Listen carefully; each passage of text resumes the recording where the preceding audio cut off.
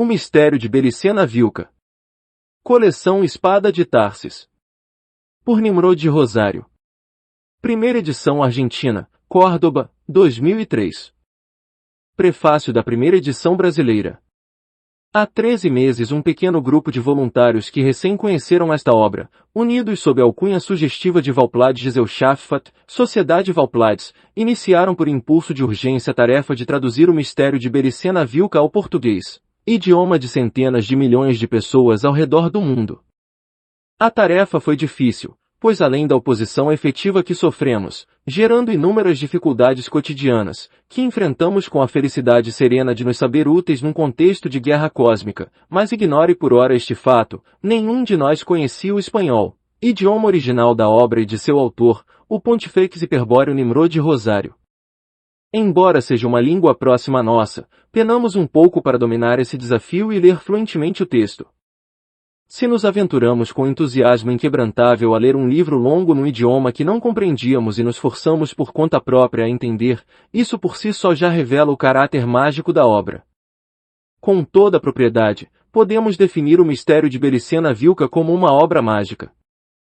Como a Lia Feio dos mitos irlandeses, a pedra que grita, a pedra de Vênus dos mitos hiperbóreos, um artefato mágico que revela o nome do Rei do Sangue e revela a verdade íntima mais profunda de cada um. Este livro é impactante e pertence à categoria dos fenômenos que hão de ser chamados, por falta de outro nome, essenciais, apela diretamente ao âmago do seu ser, dialoga diretamente com a essência que te constitui e resulta, no final da obra, na possibilidade de saber, intuitiva, clara, e irreversivelmente de qual lado você se encontra numa dicotomia essencial delicada e oculta que permeia tudo o que existe. Os que chegaram até este livro com um potencial sério de libertação são os que estavam previamente num processo de busca. Com efeito, este livro é para os que buscam, para os que não conseguem suportar a mediocridade sufocante da vida comum, para os que creem no contínuo decaimento espiritual da humanidade paralelo ao passar do tempo, para os que procuram algo que intuem ter perdido no passado distante, na ancestralidade, no sangue, para os que desconfiam do progresso e buscam no oculto, no esotérico, as chaves que denunciam um futuro que, longe de avançado e bom, é macabro e obscuro, e principalmente para os que se sentem de alguma forma, incompletos e enganados. Os que possuem tais intuições, sua chegada até este livro foi merecida por sua busca, é um kairos, uma oportunidade apresentada pelos deuses para entender a terrível realidade da existência humana, e a bela realidade da existência real. É o fim da busca, e o início da reorientação rumo à sanidade. No mais, a obra fala por si mesma. Os que lerem livres dos preconceitos e precondicionamentos mentais do grande engano, os que lerem gnosticamente com sua intuição, terão consigo uma chave que é de outro mundo. Ao final da leitura, muitos voltarão a essa nossa breve carta com a compreensão mais que completa de tudo o que acabamos de dizer, e compreenderão que o lema de nossa incipiente ordem de voluntários, num mundo onde se é prisioneiro, o único caminho honorável e o da guerra. E neste momento, aos que sentirem correr em suas veias o sangue de Tarsis, aos que se unirem em laços carismáticos com todos os mártires e mortos vitoriosos, aos que sentirem seu íntimo gritar por guerra. Guerra.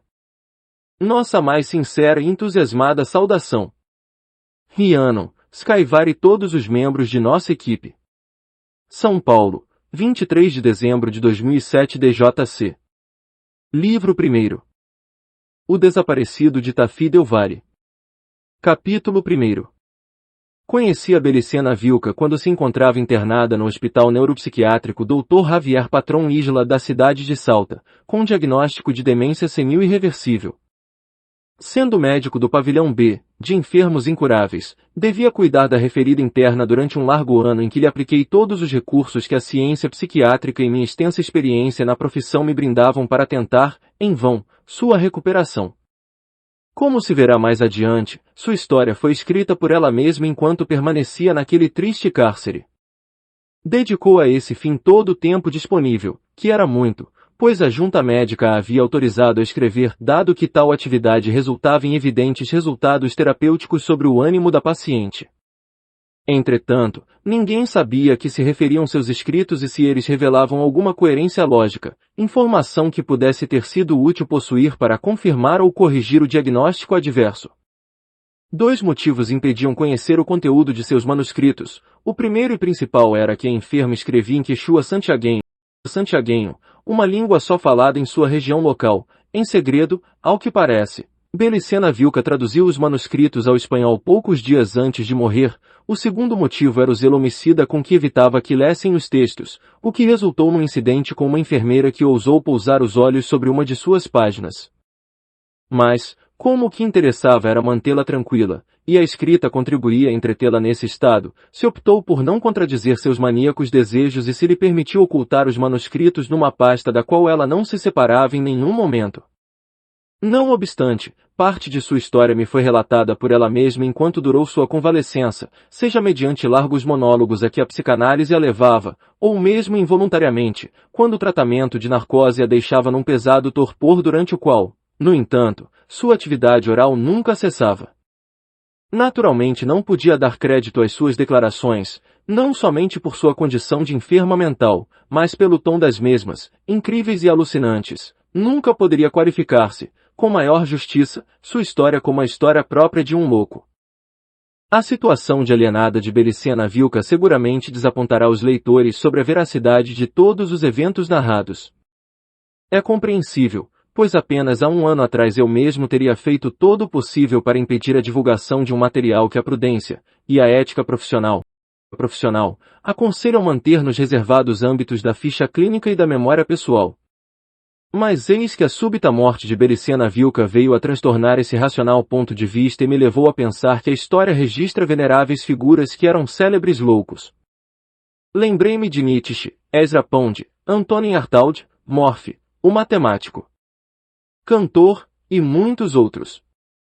Pensei que aqueles famosos apresentavam quadros de esquizofrenia aguda, como minha paciente, o que significa que a consciência se acha fragmentada, mas não dissolvida, e podem, eventualmente, produzir-se estados de lucidez temporal quando a conduta é mais ou menos normal. Disse a mim mesmo que esse cantor elaborou a genial teoria dos números transfinitos do manicômio, e se Nietzsche durante seus 10 anos de internado podia citar Homero, Empédocles e quase qualquer clássico de memória, e em grego antigo, era possível, numa medida infinitamente menor, que o relato de Belicena Vilca fosse em parte verdadeiro. Claro, esse silogismo aparentemente inconsistente surpreenderá o leitor, mas isso tudo eu pensei muito depressa, porque Belicena Vilca tinha sido assassinada. Capítulo 2. Aquele desagradável evento perturbou o andamento impecável do manicômio, afundando a todos num estado de mal-estar e angústia indescritível.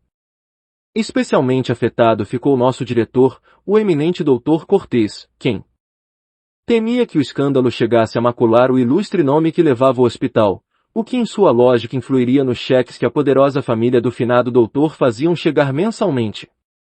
Não cansarei ao leitor com detalhes porque esse caso foi muito comentado pela imprensa e, se deseja conferir, pode consultar o jornal O Heraldo de Salta, em todas as edições da semana que vai de 7 a 15 de janeiro de 1980, onde se encontrará toda a informação. Só lembrarei aqui o essencial, já que o desenrolar desse caso verídico requer considerar as estranhas circunstâncias em que ocorreu o crime e o mistério que o rodeou, e que ainda persiste, pois a polícia não conseguiu esclarecê-lo e dignos funcionários expressam suas dúvidas sobre se algum dia tal esclarecimento será possível. Por que dois elementos tão absurdos como irracionais intervêm de maneira definitiva do desenlace fatal, impedindo toda a possibilidade de realizar conjecturas coerentes? O primeiro é um fato indiscutivelmente verificado. O crime se concretizou numa cela para enfermos psicóticos, hermeticamente fechada com uma pesada porta de aço, entre 00h00h e 2 horas do dia 6 de janeiro, sem que ninguém, absolutamente ninguém tivesse entrado durante esse período. Isso se comprovou, felizmente, graças a um evento fortuito. Sendo a noite anterior 5 de janeiro, quer dizer, dia da festa dos Reis Magos, parte do pessoal foi trocar presentes no Hospital Pediátrico e no Orfanato São Francisco de Assis. Entre eles estava nosso exímio diretor Dr. Cortês, quem às 23 horas já havia voltado, vestido ainda no traje de Papai Noel e disposto a efetuar o passeio diário que, desde incontáveis anos, realiza por todos os pavilhões para recolher os informes finais. Pois bem, o próprio Dr. Cortês viu pela última vez Belicena Vilcas 23:2.50H, quando no início de uma crise histérica em sua segunda fase, promoveu uma desordem geral no pavilhão B. Corria desesperadamente no reduzido espaço de sua cela, com os olhos fixos e desorbitados, enquanto gritava Pachachutki, Pachachutki, palavras que nesse momento eram incompreensíveis, se bem que reconhecemos ser Quechua. Por outro lado, o ataque era sintomaticamente anormal nela. O Dr. Cortês ordenou uma dose imediata de Valium, submetendo a desafortunada Belicena Vilca num torpor que ela só haveria de sair por um instante para ver a morte de perto, tal como sugeria a expressão de tremendo horror com que se achava retorcido seu rosto quando foi encontrada, morta, 3 horas mais tarde. E aqui surge o mistério, o primeiro elemento que desconcertou e surpreendeu os policiais envergonhados. Logo depois de atendida a paciente, em torno de meia-noite, todos nos retiramos da cela sendo a porta trancada pelo Dr. Cortês, quem inadvertidamente guardou a chave num dos bolsos de seu traje de Papai Noel esquecendo logo de depositá-la no armário das chaves. Às 3 da manhã, quando a enfermeira do turno fazia sua ronda habitual, notou a falta da chave, da qual ninguém soube dar parte. Deduziu disso que teria sido levada pelo Dr. Cortês, e como as cópias ficavam no escritório do mesmo, não ficou alternativa a não ser chamá-lo em casa. Não foi necessário ligar, pois a operadora do comutador interno informou que o doutor ainda estava no hospital, a ponto de sair. Avisado de seu erro, subiu ao pavilhão B para entregar a chave e fazer uma breve inspeção ocular. Quer dizer, durante essas 3 horas a chave, único meio de se chegar à cela, estava em poder do Dr. Cortês.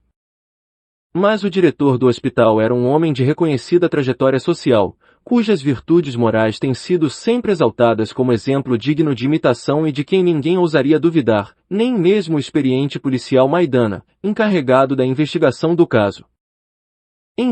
Enfim, o Dr. Cortês abriu a porta da cela acompanhado por mim e a enfermeira Garcia exatamente às 03:05H.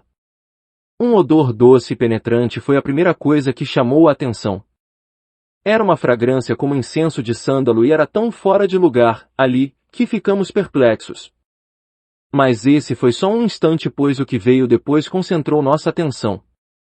Belicena Vilca jazia em seu leito, sem dúvida morta desde um tempo atrás, com o pescoço entumecido por causa do estrangulamento a que tinha sido submetida.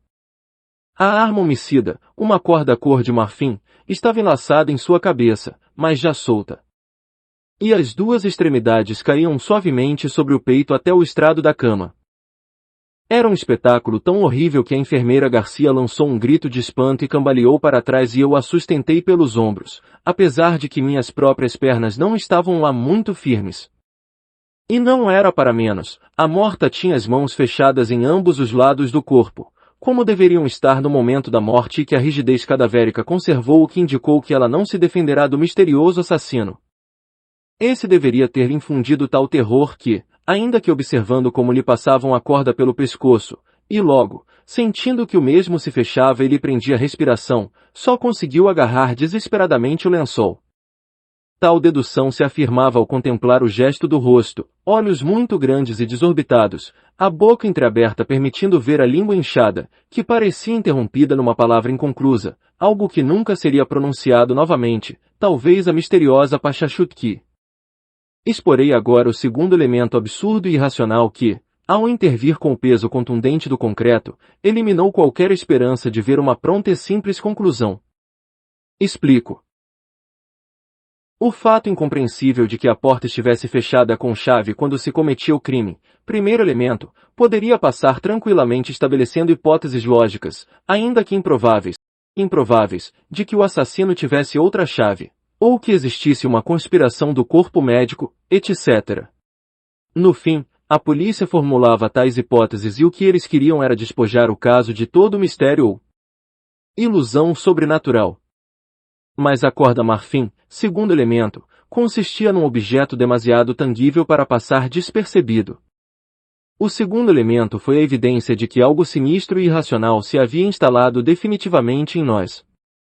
Era uma corda de 1 metro de comprimento, construída com cabelo, ao parecer, humano, trançado e tingido.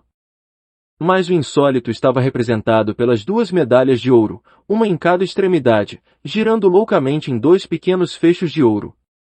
As medalhas em si constituíam o mais absurdo do conjunto, exatamente iguais na forma de uma estrela de Davi, não eram iguais, no entanto, quanto aos símbolos e inscrições.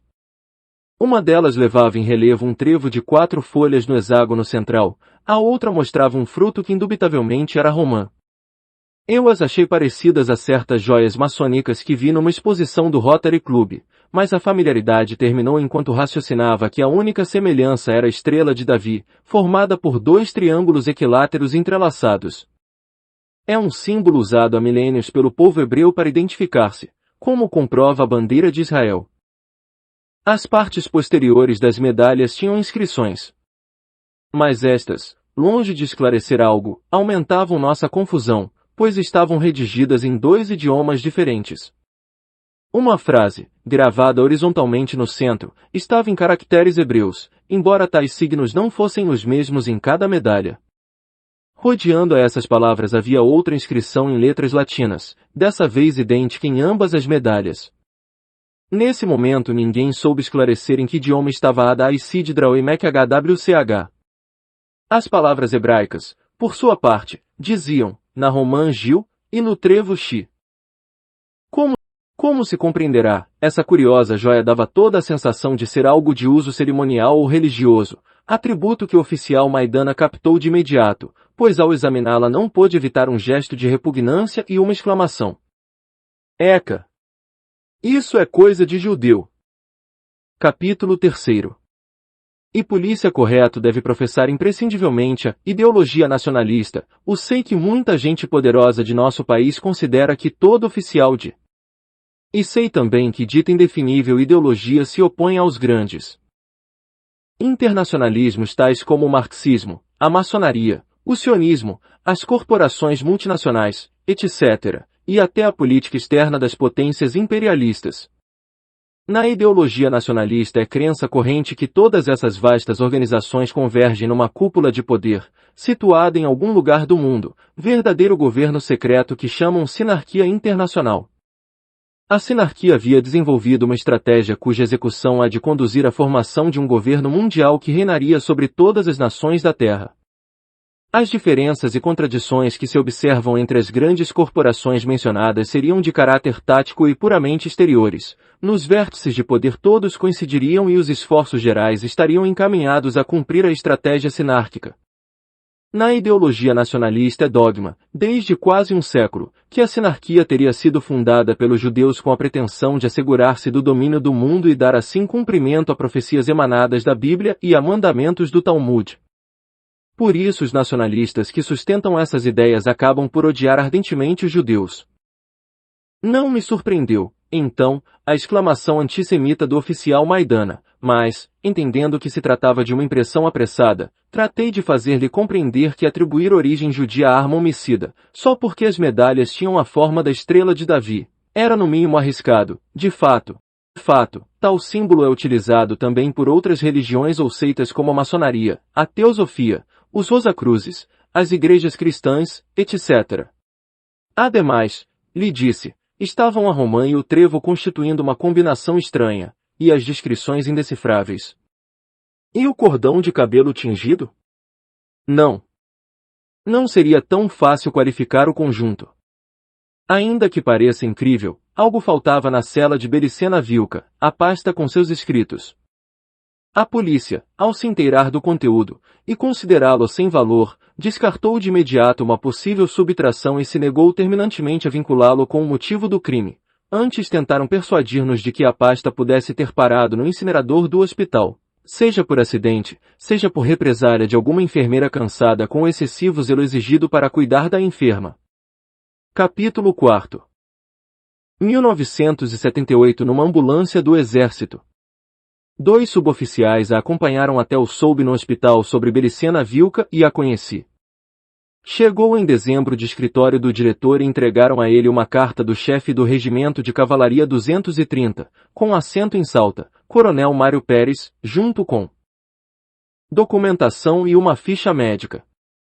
Na carta, nos informou logo o Dr. Cortês, o coronel lhe solicitava o ingresso de Bericena Vilca como paciente do hospital, quem padece de enfermidade mental devidamente comprovada pelos médicos militares que assinam os estudos adjuntos. A mulher, oriunda da província de Tucumã, tinha um único filho desaparecido durante a Grande Repressão de 1977. Ignorando o paradeiro deste, aparentemente tendo a certeza de que as autoridades lhe negavam informação, começou a mover-se resolutamente por várias províncias do norte argentino e até saiu do país, viajando pelo interior de Bolívia e Peru. Tal conduta pareceu suspeita aos serviços de inteligência, que a submeteram a intensa vigilância e finalmente a detiveram. Foi durante os duros interrogatórios que se considerou a possibilidade de que Bericena Vilca estivesse mentalmente desequilibrada, pelo que, logo das consultas a médicos militares, se havia acertado sua transferência ao Hospital Neuropsiquiátrico Dr. Javier Patrón Isla. Quanto ao filho, o exército nada sabia de seu paradeiro nem se militava em alguma organização subversiva, sua desaparição justamente alertou as autoridades, pois se pensou que ele tivesse passado à clandestinidade. Essa ideia se afirmou ao se tomar conhecimento da surpreendente atividade da mãe, assunto que finalmente motivou sua detenção. A informação precedente a dava o coronel, para que não se desse crédito às histórias ou reclamações que a enferma pudesse fazer. Segundo o Dr. Cortês, o tom da carta não admitia réplica, era quase uma ordem internar Bericena Vilca. No seu critério se deviam considerar duas possibilidades, ou a mulher enlouqueceu durante o interrogatório ou a história do exército era verdadeira. O que deveria se descartar era uma terceira variante, que soubera algo sobre a subversão. Nesse caso teria sido executada. Corriam tempos difíceis nesse ínterim. A Argentina ocupada militarmente em 1976 vinha suportando uma repressão tremenda que começou com o extermínio dos famosos guerrilheiros nihilistas, tal a qualificação oficial e terminou com um banho de sangue digno de Calígula, donde caíram, além de míseros guerrilheiros, gente de toda a laia. Os mortos e desaparecidos se contavam em milhares, e nessa atmosfera, não era bom para a saúde discutir ordens militares. Já virão tempos melhores, nos dizia o Dr. Cortês, lembrem-se que os militares se regem pelas leis da estratégia. E com sua habitual erudição, nos citava Maquiavel, gênio da estratégia, que em sua obra O Príncipe diz, ao se apoderar de um Estado todo usurpador deve refletir sobre os crimes que são necessários cometer, e executá-los todos de uma vez, para que não tenha de renová-los dia após dia, não havendo essa necessidade, possa conquistar o homem à força de benefícios. Porque as ofensas devem inferir-se de uma só vez para que, durando menos, firam menos, enquanto os benefícios devem proporcionar-se pouco a pouco, a fim de que se saboreiem melhor. Essa era, para o Dr. Cortês, a filosofia do governo. Lembro como se fosse hoje quando acompanhei Bericena Vilca ao pavilhão B, impressionado por seu trato culto e sua sincera presteza. Sem ser realmente alto parecia devido ao corpo minguado, mas erguido, o cabelo negro e macio, de suaves filamentos. Lhe caía até a cintura. Os olhos, ligeiramente rasgados, eram verdes e o nariz algo proeminente dava firmeza ao rosto, de um ovalado quase perfeito. Sua boca proporcional era de lábios carnosos. Tudo nela emanava um ar vital que em nada delatava sua idade de 47 anos, e apesar de que os rigores passados deixaram sua marca, se adivinhava que em sua juventude havia sido uma mulher de extraordinária beleza. Os estudos realizados no hospital confirmaram que Bericena padecia de algum tipo de esquizofrenia, embora o Dr. Cortês, não tão sensível a considerações estéticas, decidiu manter o diagnóstico dos médicos militares demência senil irreversível, embora tal valoração fosse totalmente injusta. Enquanto caminhava pelos corredores rumo ao pavilhão B recebi a primeira das incontáveis surpresas que me daria o contato com Bericena Vilca e sua estranha história. Lendo o letreiro de plástico com meu nome, preso no bolso do jaleco, disse: Dr. Arturo Signagel. O senhor tem um nome mágico, Urso da Garra Vitoriosa. Sabia? Suponho que sim, respondi, enquanto traduzia mentalmente, Arturo, do grego arctos, significa urso, Sieg significa vitória em alemão, e Nagel é garra no mesmo idioma. O que me surpreende, disse, é que o saiba a senhora. Entende grego e alemão? Oh, não é necessário, doutor. Eu vejo com o sangue. Sei o que sempre soube, disse com um sorriso afetuoso.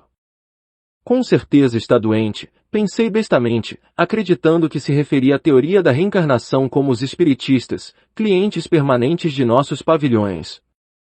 Nesse meio tempo não podia imaginar nem remotamente que algum dia faria esforços inusitados para relembrar cada uma de suas palavras e analisá-las com grande respeito. Capítulo 5. Não deve surpreender que a polícia arquive o caso pouco depois de começadas as investigações, pois, a cada passo que se dava visando esclarecer, tudo se tornava mais confuso, sendo injustificável depositar tanto esforço num crime que, ao que parece, ninguém estava interessado em resolver. Em primeiro lugar, por que Bericena Vilca não tinha familiares conhecidos que reclamassem justiça, mas principalmente pelo mistério que rodeava o assunto, como o assassino entrou na cela hermeticamente fechada. Por que utilizou uma valiosa corda com joias para matar uma interna indefesa? E o mais incompreensível, qual o motivo do crime, que fizesse inteligível o ocorrido? Não havia respostas para essas e outras perguntas que surgiam e, ao passar do tempo sem que se avançasse um palmo, o caso foi prudentemente fechado pela polícia. 2 meses depois ninguém falava do crime no hospital neuropsiquiátrico e eram poucos os que alguns meses mais tarde lembravam da malograda Bericena Vilca. A rotina diária, o trabalho cansativo, os inevitáveis problemas cotidianos, tudo contribui para que o homem mundano, submergido no devir de seu destino, se torne impermeável à dor alheia ou àqueles fenômenos que não afetam permanentemente sua realidade concreta. Não sou exceção à regra e, quanto a tudo narrado anteriormente, seguramente haveria esquecido o crime horrível, acossado pelas obrigações de minha residência médica, a atenção do consultório ou as aulas de antropologia americana que sigo como curso de pós-graduação. Digo, haveria esquecido porque a história de Bericena Vilca invadiu prontamente meu próprio mundo, transtornando-o por inteiro, conduzindo-me até a margem do abismo demente em que ela sucumbira. Como disse, a polícia se desinteressou depressa do crime, logo das declarações de praxe prestadas nos dias seguintes, já não nos molestaram mais e a vida voltou ao ritmo normal. No cadáver de Bericena Vilca se realizou uma autópsia, que somente serviu para confirmar o já suposto, a morte foi causada pelo estrangulamento com a corda. Como não tinha parentes conhecidos, se enviou um telegrama ao único visitante, um índio chauanco radicado ao que parece na província de Tucumã, mas ao transcorrer certo tempo sem que este se manifestasse, se resolveu cremar os restos num cemitério local. Nesses dias, no meio de janeiro, em pleno verão no norte, minha única preocupação consistia em planejar as férias anuais que começavam no dia 20 e se estendiam até fins de fevereiro. Sem dúvida teria tempo de fazer mais algumas excursões e preparar as matérias que lecionaria em março. Justamente, numa visita que fiz à Faculdade de Antropologia de Salta para inscrever-me no exame final, cruzei com o professor Pablo Ramírez, doutor em Filologia, de prestígio e o qual conhecia por ter assistido a um de seus cursos de língua ameríndia. Ao vê-lo me ocorreu, subitamente, consultar-lhe. Item bom dia, doutor Ramírez. Se não se incomoda perder um momento, gostaria de perguntar algo. Item bom dia, doutor Arturo Segnagel, respondeu enquanto inclinava gentilmente a cabeça calva. Diga. Item veja doutor, há uns dias faleceu uma paciente no hospital neuropsiquiátrico onde sou médico, e antes de morrer, pronunciou uma palavra quechua, algo assim como pachachut que, eu entendo como pachá igual mundo, chute igual desmembrar, quer dizer, desmembrar o mundo. Como isso não faz sentido nenhum, desejaria que o senhor me dissesse se há algum outro sentido para a palavra, tratava de não dar informação sobre a estranha morte. O professor Ramírez escutou minha tradução com visível desagrado. Item de que parte era oriunda sua paciente? Item da província de Tucumã, parece que sempre habitou nos vales cauchaquis, e há pouco andava viajando para o norte, inclusive Peru e Bolívia. Mas de tais viagens não sei muito, pois nunca teceu comentários. Item bem, disse o doutor Ramírez com impaciência. Como sabe, o quechua tem muitos dialetos, mas de acordo com com a localização que me deu, sugiro considerar o seguinte: se bem que Pachá seja o mundo, ou terra, como em Pachamama igual mãe terra, no quechua santiaguenho Pachá também significa tempo. Nesse dialeto, chute é o verbo transitivo deslocar, pelo que sua palavra significaria deslocar o tempo ou viagem no tempo num sentido mais atual. Devo confessar que uma sensação de alarme me invadiu enquanto escutava o velho professor, pois algo interior, um instinto secreto, me dizia a gritos que se havia uma explicação para o assassinato de Bericena Vilca, esta estava mais além da compreensão normal, num âmbito em que seguramente regiam leis ignoradas pelo homem. O que era esse deslocamento do tempo, senão um conceito obscuro, inapreensível, que se resiste à razão, mas que guarda um nexo evidente com o assassinato? Como se entende, se não aceitando a intervenção do desconhecido, o fato de alguém ou algo ingressar numa cela trancada com chave, perpetrar um assassinato, e ir-se tranquilamente, deixando para trás a corda mortal? Ou seja, a prova da presença inexplicável. Sim, havia em tudo isso uma calculada negligência, como se o assassino quisesse dar uma mínima amostra de seu imenso e terrível poder num alarde de orgulho demente. Visivelmente perturbado, me despedi do professor e segui caminho, enquanto uma certeza se afirmava cada vez mais no meu cérebro. Bericena Vilca sabia que um perigo mortal a cercava quando gritava Pachachutki, Pachachutki. Capítulo 6. Escudos de províncias argentinas. Salta Jujuy e Catamarca. Tucumã, La Rioja, San Juan. O assunto me intrigava e, embora duvidasse que se houvesse avançado em algo, decidi conseguir toda a informação possível sobre o crime. Quando discutimos com o oficial Maidana sobre a provável filiação da corda e das joias, fiquei de mostrar-lhe alguma publicação maçônica para que se comprovasse a semelhança, somente exterior, das medalhas, com umas joias destinadas a rituais de diferentes graus da dita organização. No momento não pensava em cumprir a promessa, já que fiz esforços desesperados para convencer a polícia do caráter ritual dos assassinatos, ao ver que esses fugiam do assunto e buscavam uma solução racional que, a meu ver, não existia. Agora pensava em usar disso para obter informação. Busquei os 3 enormes tomos do Dicionário da Franca Maçonaria na biblioteca da universidade e me dirigi à delegacia. Em Salta, esta ocupa um antigo edifício colonial frente à praça principal, florida e provinciana. Estacionei o automóvel junto a um parquímetro, a várias quadras de meu destino e andei pela rua Belgrano até o centro.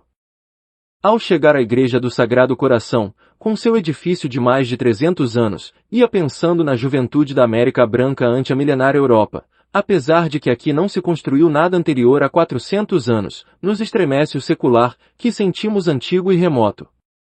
Faltava-me transitar a quadra de La Recova com seus arcos centenários, sob os quais se pode tomar um café e ler o jornal ou simplesmente contemplar os altos montes longínquos que rodeiam o Vale de Lerma. Atravessei vários corredores de aspecto sombrio, até encontrar uma porta com um quadro que se lia Escritório Geral de Investigações e um menor, de plástico, anunciava Subcomissariado Maidana. Chame antes de entrar. As coisas saíram melhor do que eu esperava. Enquanto o oficial Maidana, com selvagem alegria, examinava os dicionários, em minhas mãos se deslizavam febrilmente as poucas folhas do expediente nomeado do Bericena Vilca, homicídio intencional. Assim, acompanhado pelos insultos que o policial nacionalista lançava quando algo que lia causava sua fúria, pude averiguar o que desejava. Se haviam praticado análises diversas na corda homicida, sendo esta destruída em parte durante os experimentos. Uma das medalhas foi fundida e o material submetido à análise de espectroscopia molecular, citação das folhas do informe final, e remetendo-se ao informe principal adjunto, para qualquer discussão sobre a interpretação do mesmo. A conclusão era que, de acordo com os minerais e metais que intervinham na extração do ouro, esse teria como origem certa um país europeu, Espanha. Com mais precisão se mencionava a zona Rio Tinto, na província de Huelva. Cavaleiro K2. Que caralho é isso, doutor? Interrompeu bruscamente minha leitura o oficial Maidana, que lia Ritual de Grau 30. É uma palavra hebraica que significa muito santo. O título seria Cavaleiro Muito Santo, disse.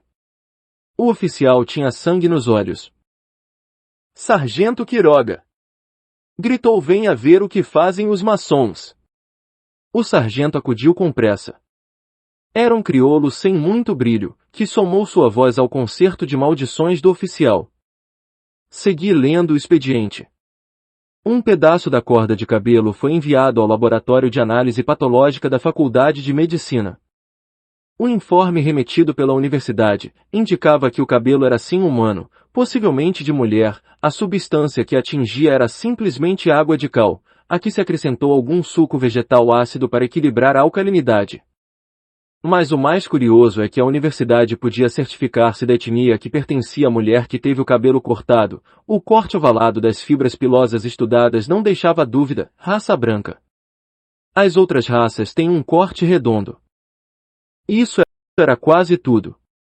Estavam as declarações nossas e o informe forense. Também um informe do exército com a história já conhecida, onde veladamente se sugeria não avançar muito. Seguiam papéis burocráticos sem importância, sobre o cemitério e outros aspectos da investigação, mas sobre o crime em si, não se tinha avançado muito. Em resumo, há impressões digitais, as da falecida e do pessoal do hospital. B.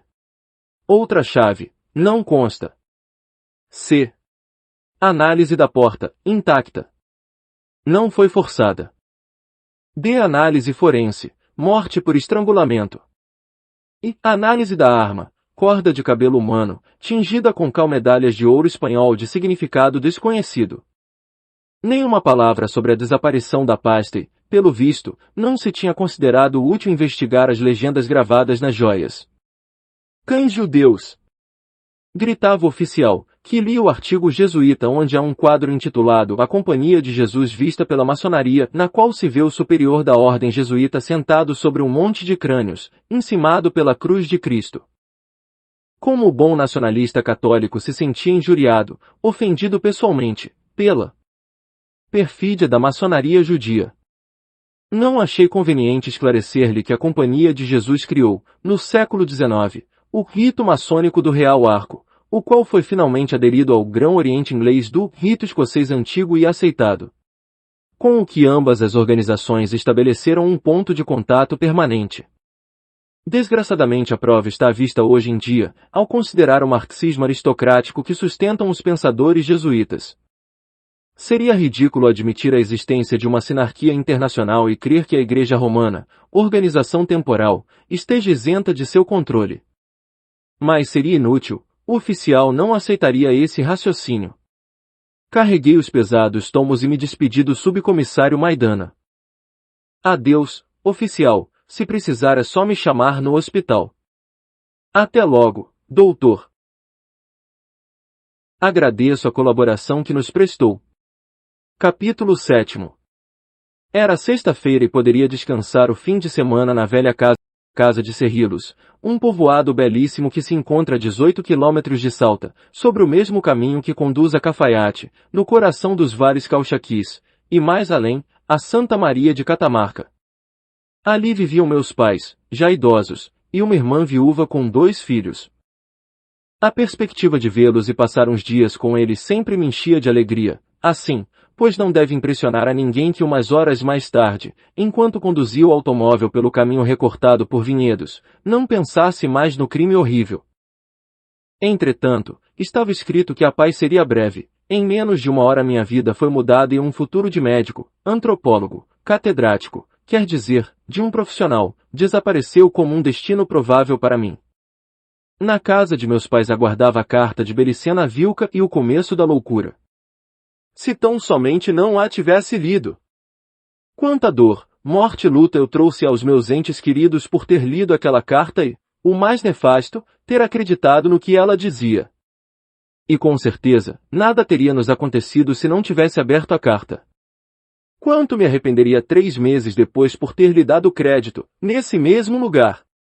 Segunda-feira começava minhas férias, e ao voltar ao hospital, em março, tudo estaria esquecido. Não devia ter lido, essa foi minha última oportunidade de continuar sendo normal, quer dizer, com moda e mediocremente normal, amado por todos, respeitado por todos, inclusive, pelo bom Criador. Sim, não é uma blasfêmia, O bom Deus Criador deveria estar orgulhoso de mim, não interferia em nada seus grandiosos planos, e contribuía na medida do possível ao bem comum. Que mais se podia esperar de um humilde psiquiatra saltenho? Mas muito temo agora que perdi tudo, até as graças do Criador. Terá de ler a carta de Belicena Vilca e conhecer o resto da história para dissentir ou concordar comigo. Como disse, não devia ter lido a carta e tudo teria continuado igual. Mas está previsto que na vida de certas pessoas há como armadilhas cuidadosamente montadas, basta um leve toque para que se desencadeiem mecanismos irreversíveis. Capítulo 8. Canuto, o cão pastor, se aproximou correndo para festejar minha chegada, enquanto manobrava o carro e fechava o portão. Todavia me faltavam outros 200 metros até a casa, fiz Canuto subir no banco da frente e parti. Era assim sempre, dirigia com uma mão e com a outra acariciava o velho cão durante esses 200 metros até a casa, que pertenciam só a ele. Vi-se aproximando a figura de meus pais, sentados sob as grandes árvores do pátio e senti os sorrisos de meus amados sobrinhos. Era a família, uma das coisas mais belas que pode conceber um solteirão empedernido como eu. Bom giorno a tutti, brinquei enquanto pegava a mala e procurava as tradicionais guloseimas para as crianças. Como estão as uvas, pai? Melhor que nunca, Arturo. Tem umas uvas que são a glória de Baco. Mas de que serve essa abundância se esse ano não teremos vindima? Oh, mein Gott! Esse governo vai levar todo mundo pro abismo. Bom, calma, pai, não precisa fazer cena. Olhe, te trouxe um presente. Passei-lhe a fita de Angelito Vargas, enquanto colocava no gravador, sorvia o mate que minha irmã preparava e fazia circular silenciosamente de mão em mão. Tome, filho, há 5 dias chegou uma encomenda para você. A retiramos para levá-la até você, mas como ninguém iria para Salta ficou aqui. Você deveria mesmo dar seu endereço da cidade, algum dia alguém vai mandar algo urgente aqui e você não vai estar, mamãe continuou ralhando com o tango de Angelito Vargas ao fundo. Mas eu não escutava nada. Absorto no remetente do pacote, onde claramente se lia Belicena Vilca, meu coração pareceu ter se detido. O pacote continha paste, dentro dela, uma imensa carta, tão extensa que, se diria, Belicena Vilca empregou todo o seu tempo livre, durante meses, em escrevê-la. Depois a transcreveu sem tirar nem acrescentar uma vírgula. Desejo que o leitor compartilhe em toda a sua dimensão o mistério que se abria ante mim ao ler aquela assombrosa missiva. O envelope ostentava uma legenda, escrita à mão com fina caligrafia. Doutor Arturo Segnagel presente. Rasguei o envelope e li febrilmente.